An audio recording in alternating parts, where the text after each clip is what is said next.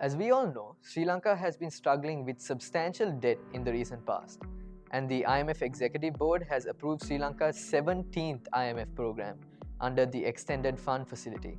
However, this is only the beginning. This move has been labelled as the savior for current Sri Lankan economic and debt crisis. The IMF program is not a bailout.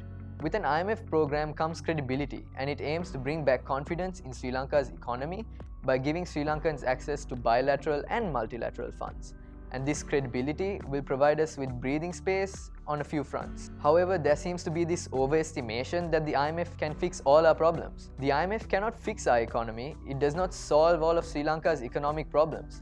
It's merely a lifeboat to make sure we don't drown in our own debt. We can only fix our economy through economic reforms. By focusing on key reforms in Sri Lanka, such as SOE reforms, trade reforms, and social security nets, within the next 12 months and maintaining them for the coming years, we can move from stabilizing the economy to growing efficiently. State-owned enterprises, which are arguably a burden on the state, are in dire need to be privatized, which will improve the income levels of the employees. Some SOEs can be opened up for public-private partnerships, certain SOEs can be consolidated, and others can be brought under a holding company. As of now, state-owned enterprises in Sri Lanka are managed extremely poorly. Therefore, with their current liabilities, finding a buyer seems next to impossible. As a result, unfortunately, some of the debt may have to be absorbed by the government. We have to realize that the government has no role in doing business. This has been proven many times globally. Without SOE reforms, Sri Lanka simply has no future. With regard to trade reforms, we can see that Sri Lanka's market size is very small. So we have to sell on a global market with trade reforms. We as an economy cannot sell to a global market without being competitive.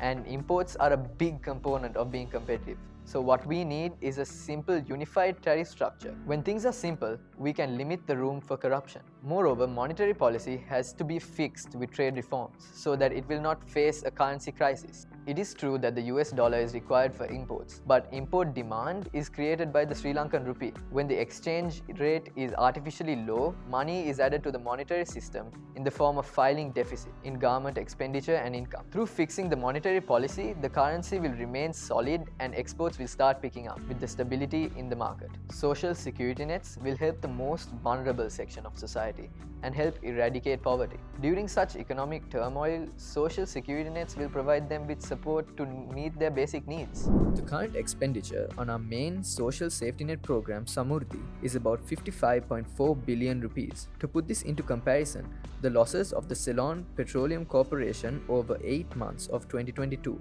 amounted to 632 billion rupees. Most of the losses in petroleum caused by the government's fuel subsidy have benefited 60% of the wealthiest families in the country. Rather than entertaining inefficiencies of the CPC, the money should be channeled to the poor.